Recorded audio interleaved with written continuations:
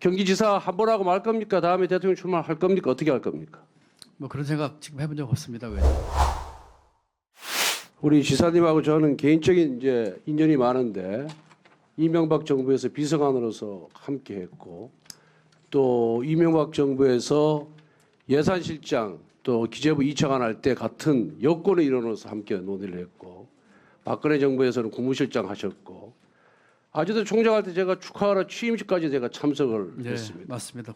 감사했습니다. 예, 그런데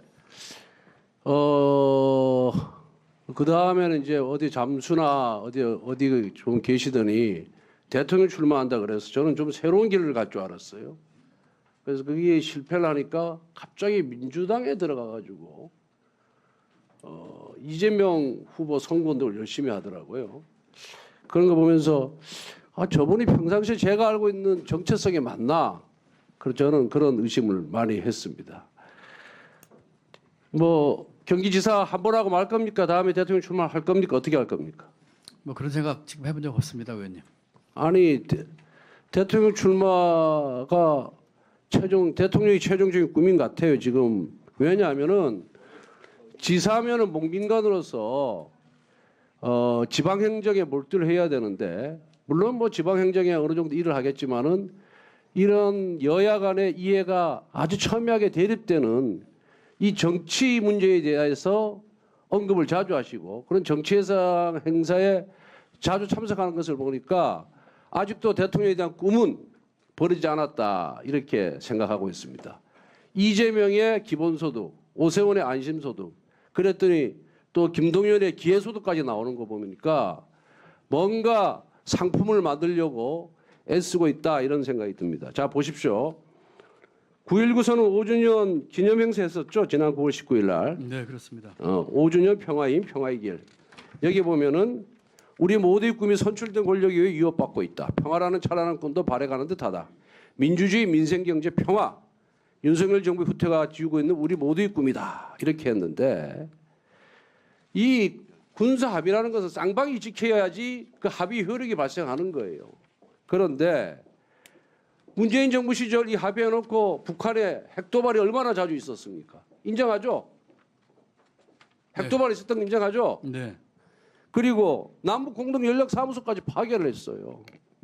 그런데 이렇게 명백하게 북한에 의한 합의 파기 사실을 망각한 채 평화의 꿈 문을하는 것을 보니까 이건 잘 이해가 안 간다 그런 생각이 들고요.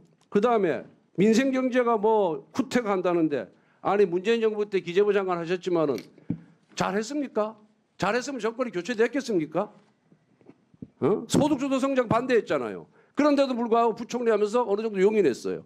포퓰리즘 정책 반대했잖아요. 그것도 용인했어요. 부동산 정책은 실패했다는 건 온 국민이 다 인정하는 겁니다. 그 다음에 극단적인 팬덤 정치했잖아요. 그리고 아무리 적극적인 재정 정책을 하지만은 대한민국 정부 수립 이후 75년 동안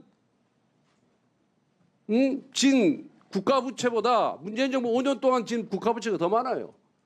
거의 비슷해요. 600조에서 400조가 늘어나서 1000조가 넘었습니다. 국가부채가. 이렇게 민생경제를 파탄을 놨는데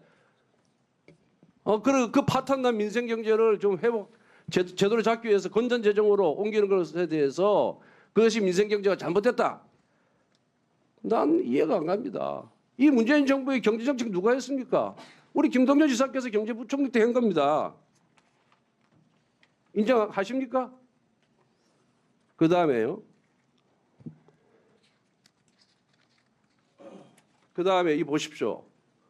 요즘 최근에 감사원에서 문재인 정부 시절에 통계 조작 알고 계시죠? 고용 통계, 그 다음에 소득, 가계소득 통계, 부동산 통계 이거 조작해가지고 당시 비서실장 경제수석, 국토부 장관 등등 22명이 지금 고발당했어요. 이거 알았습니까? 몰랐습니까?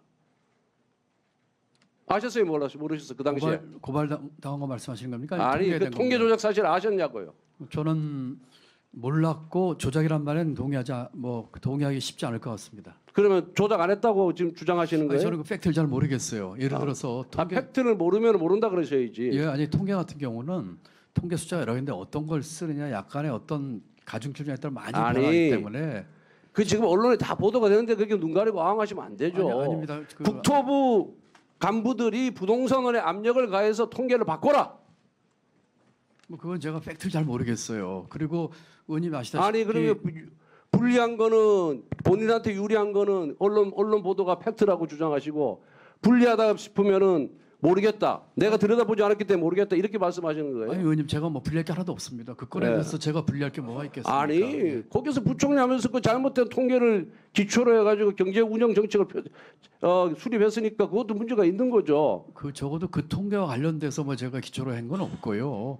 그 저는 그 당시에도 제가 소신껏 일을 하면서 했고요. 그리고 그러니까 그 소신이라는 것이 본인이 갖고 있는 원칙을 그대로 실현한 것이 아니라 결국은 문재인 정부의 경제정책 기본적인 경제정책을 수립한 소위 청와대의 핵심 인사들과의 타협으로 어쩡쩡한 그런 경제정책을 수립한 거 아닙니까?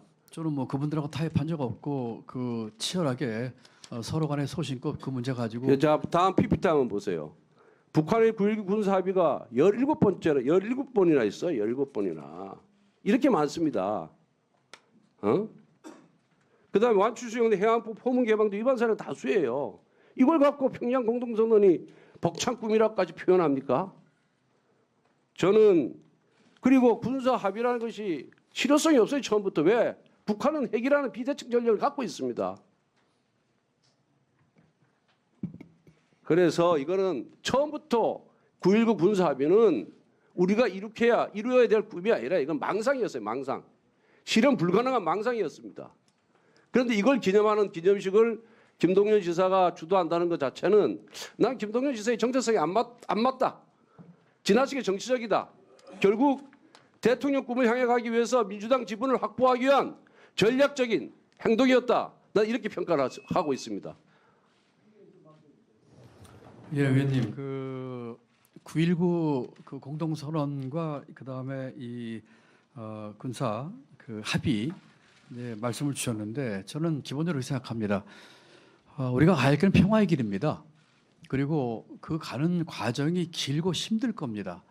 그리고 여러 가지 국제 여건 또 북한의 이 상황에 따라서 또 흔들릴 겁니다. 그렇지만 저는 꿋꿋하게 그 길을 향해서 가야 한다고 생각합니다. 이것은 제가 뭐 제 생각을 바꾼 적도 없고요. 처음부터 갖고 있던 생각이고 그리고 9.19 그 기념식에 갔던 것은 경기도가 그 북한과 가장 접경적이 큰 도입니다. 의원님 지역구인 강원도보다 이 우리 경기도가 접경이 더 큽니다. 저희에게 있어서 이 평화의 문제는 길더라도 힘들더라도 가야 할 길이라고 하는 그런 생각을 가지고 있고 그런 면에서 그동안 남북 협력을 위해서 해왔던 과거 정권의 여러 가지 것들은 저는 계속되고 계승돼야 한다고 생각을 갖고 있습니다. 네. 경기지사 한 번 하고 말 겁니까? 다음에 대통령 출마할 겁니까? 어떻게 할 겁니까? 뭐 그런 생각 지금 해본 적 없습니다, 의원님.